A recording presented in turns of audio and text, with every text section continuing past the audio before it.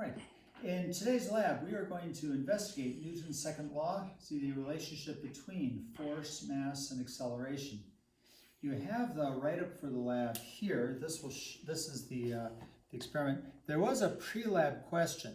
The big question for you is to say, when we do an experiment like this, we want to make sure that we're only changing one variable at a time. So when we change the force, we change the hanging mass, what do we do to keep the total system mass constant? I will now show you that, how we do the experiment. Here we have the cart, the same setup that we used for the acceleration lab. In this case, the track is level.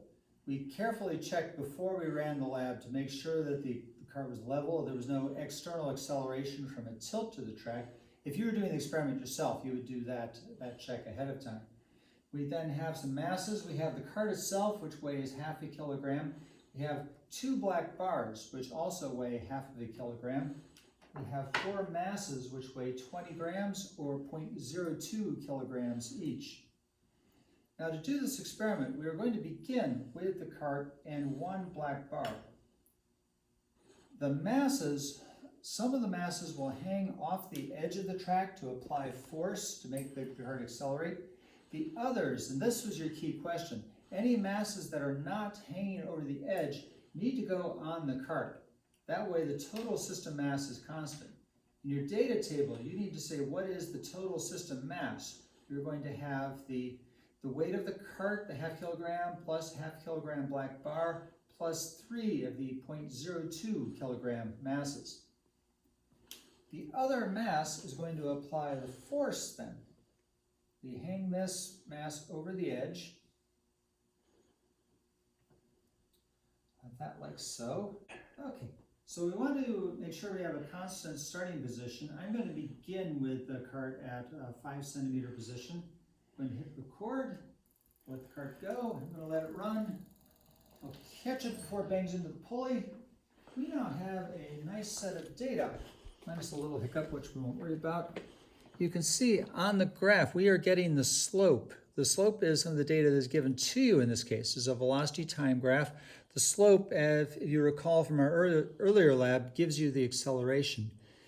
I have run this set of experiments. We're going to run 3 trials with each set of masses.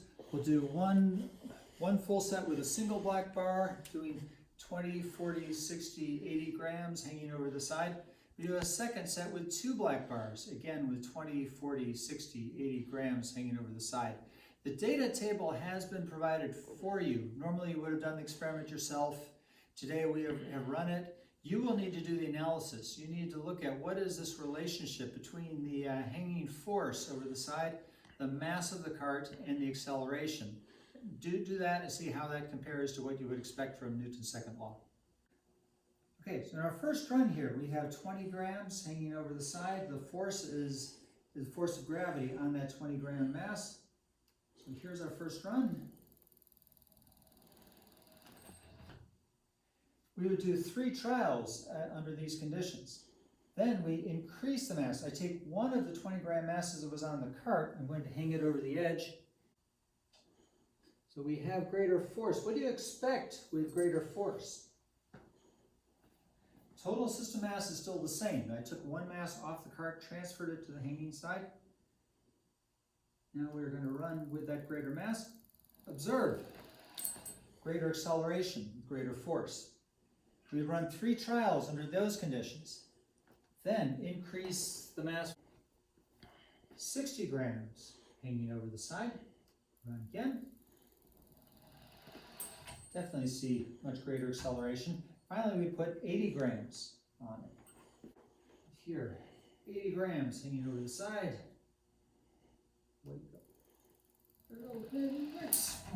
The second half of the experiment then, we repeat the observations. This time, instead of just one black bar, I have 2 black bars hanging on here. So I now have a half kilogram cart, 2 half kilogram bars. So much greater total system mass.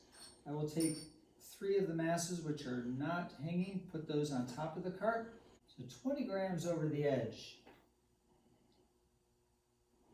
0.5 plus 0.5 plus 0.5 plus 0.06 on the cart. So you have much greater mass on the cart this time.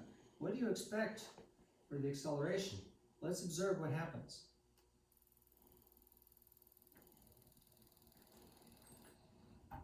And as you see, we get much smaller acceleration with that greater total system.